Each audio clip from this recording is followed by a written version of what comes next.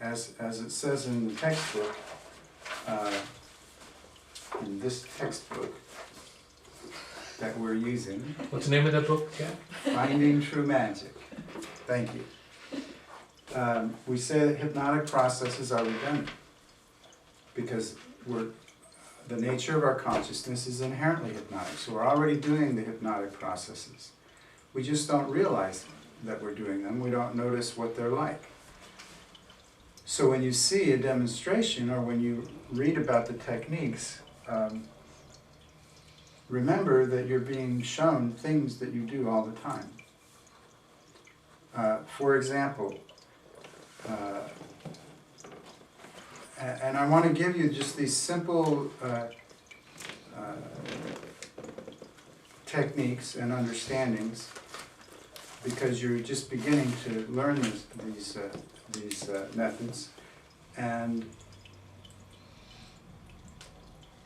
the fact is, if you really understand these few simple things, you know, you rarely would need anything else.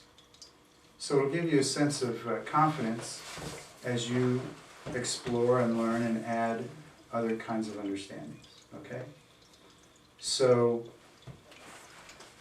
the first thing I did yesterday was, you could say, you know, in the pre-induction talk, is I gathered information, okay? I gathered information. I asked her what her issue was. And when you're doing that, you listen, again, you listen to their language. You don't just listen for their story. You listen and you watch to see how they express themselves. One of the main things that came out of that, and remember, this is inquiry. Gathering information is inquiry. One of the main things you will always find is that they are going to present some kind of a standard that's being violated, and that's why they're in conflict. Like yesterday, it was the issue of commitment. Okay? Whenever she gets close to being committed in a relationship, she takes off. So here's a person who's beating themselves up because they think they have a problem with commitment. Now, one of the main things you want to remember when you're gathering information, when you're inquiring, is do not mind read. What do you mean by that? Good question. What I mean by that is you have your understanding what the word commitment is. Don't assume that that's theirs. So when you're inquiring, you're reminding yourself that you don't know what they're talking about until you ask them more questions. And what came out was that for this person, commitment meant trapped in abusive situation. You know, that if you commit to a situation, you have to submit to whatever comes your way. And there's a huge expectation, furthermore, that it's going to be abusive, because that's been the person's experience. And that's when that's our, you know, in our childhood experience, we kind of set our radar or set our magnetic force field.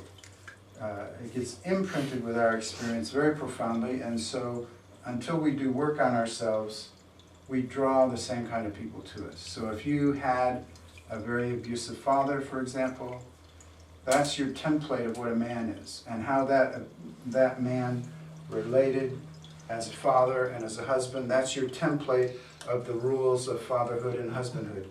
And no matter what your conscious mind thinks, and it, you know, it might have ideals like, you know, I'd like to have a wonderful husband who would be a wonderful father. It doesn't matter.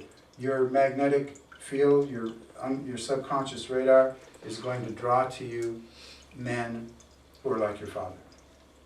You're going to keep getting involved with controlling abusive men, which this particular client yesterday confirmed.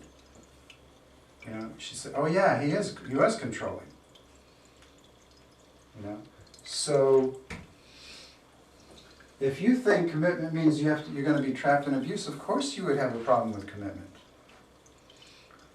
So instead of having an internal split and struggling inside and beating yourself up because on the one hand you think you should be committed, because commitment is something you've been told is a good thing. It's like the difference is like, as children, our parents in many ways are hypocritical. Our society is in many ways hypocritical. It tells us that these words have virtuous qualities. But when they are actually used in practice, they're used to cover up abuse. So commitment, which is explained as this virtuous quality, actually, in your experience of it, in this client's experience of it, it was being stuck in an abusive, inescapable situation. So you take in both of those things, and then you have a conflict. On the one hand, you believe it's a thing, yes, you must be in a committed relationship. On the other hand, you're going, fuck, no, that's, I don't want to be abused. I don't want to be trapped. And you go back and forth, struggling, back and forth, struggling, because it never occurs to you to redefine the term. And that's what I did with her. I said, well, if commitment were to mean that you're committed to being true to yourself, committed to being true to yourself, to speaking truly, to acting truly, and to requiring mutual respect and mutual reciprocation of truth from the other person, is that scary? Is that something you need to avoid? And she said, no. So the rule is, when you find someone struggling, I bet you will find most of the time they're struggling because they have a hypocritical definition of some term that is supposedly a virtuous aspect or a virtuous standard to which they should live up to.